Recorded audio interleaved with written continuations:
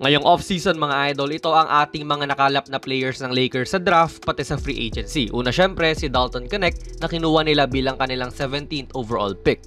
Bronny James ang kanila namang 55th overall pick. Sabay sa same draft po na ito ay pinapirma nila ang kanilang mga two-way contract players na sina Armel Traore na galing France, pati si Blake Hinson ang sharpshooter galing Pittsburgh naman.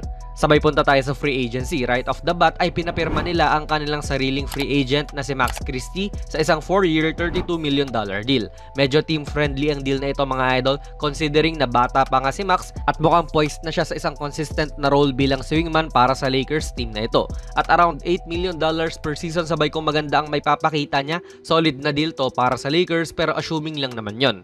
Then sa huling two-way contract spot, binalik din ng Lakers ang center na si Colin Castleton na last year player na rin nila sa two-way. Tapos bumalik din syempre si LeBron sa isang 2-year $101 million deal.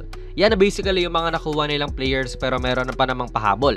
Though hindi na gaanong relevant to. Pinapirma rin po ng LA sina Quincy Olivari pati Kyler Kelly sa isang Exhibit 10 contract. Basically, training camp deal lang ito at most probably ay lalanding sila sa G League team ng Lakers.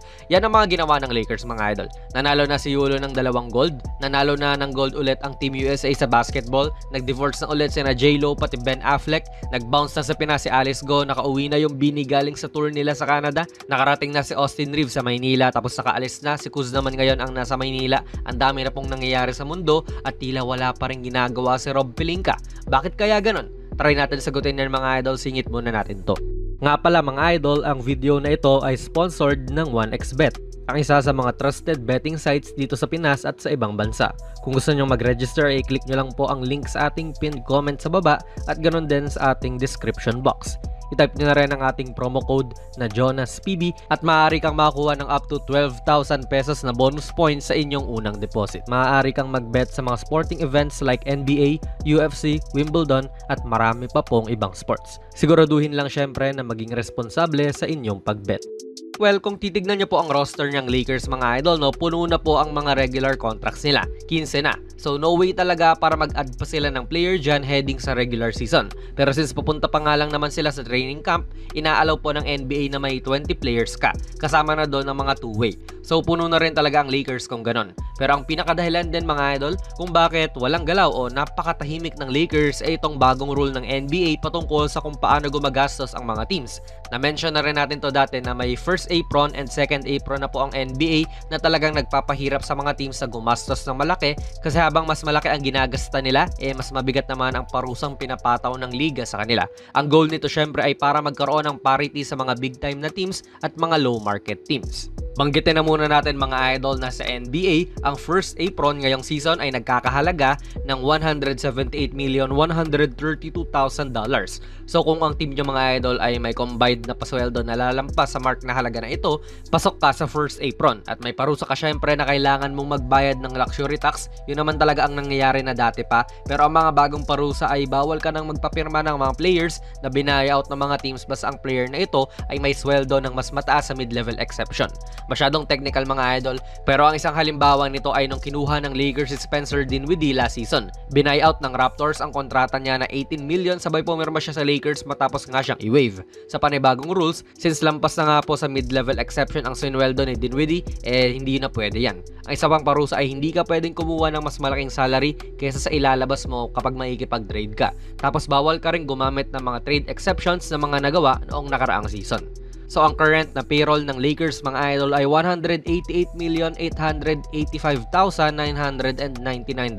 according sa Sportrack.com. So lampas na talaga ang LA sa first apron kaya mag-a-apply na yung parusa na yan sa kanila.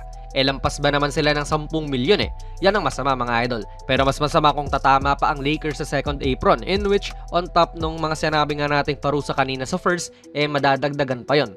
Bawal ka nang gumamit ng mid-level exception mo, bawal ka nang mag-trade ng multiple players isang deal, bawal kang mag-sign and trade ng sarili mong players para makakuha ka ng ibang players. So kung Warriors ka, kunwari lang nasa second apron kayo, hindi na po mangyayari yung sign and trade ni Klay Thompson. Bawal kang magsama ng cash sa mga trade tapos pag natapos po ang regular season at nasa second apron pa rin kayo, yung first round pick nyo in 7 years which is mga 2032 na, mafe-freeze. Marami pong repercussions dito sa second apron mga idol, at ang value ng second apron na ito ngayong season sa NBA ay nagkakahalaga ng 188,931,000. Almost malapit na po ang Lakers dyan mga idol, 45k na lang po ang kulang.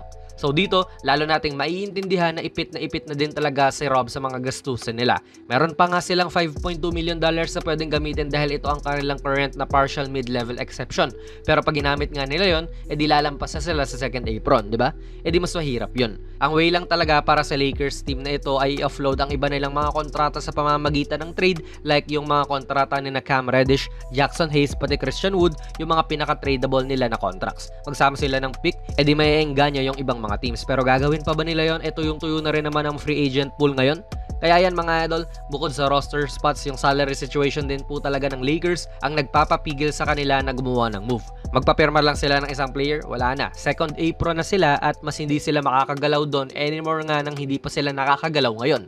Trade is the only way talaga, pero wala pang swak na player na available din. Pero kayo ba? Paano kaya makakagalaw ang Lakers sa sitwasyon na ito mga idol? Ilagay nyo lang po ang inyong mga komento sa ating comment section sa baba. Plug na rin po natin ang ating very first merch. Ako ang nag-design itong mala vintage na Kobe shirt. $689 lang yan at ayan po ang nilalaman kapag bumili ka. PM lang kayo sa ating Facebook page for more info idol. Na appreciate ko rin po yung mga idol nating nakidalamhati. Gawa nga nung pagkawala ng aking tatay, kaya rin 1 week tayong walang upload. Ngayon sana magtuloy-tuloy na ulit ang ating videos. Kung nagustuhan nyo po ang ating video ay pipindot na lang idol ng like button, mag-subscribe ka na rin sa ating channel, at ako nga pala si Jonas PB, and as always, hanggang sa muli.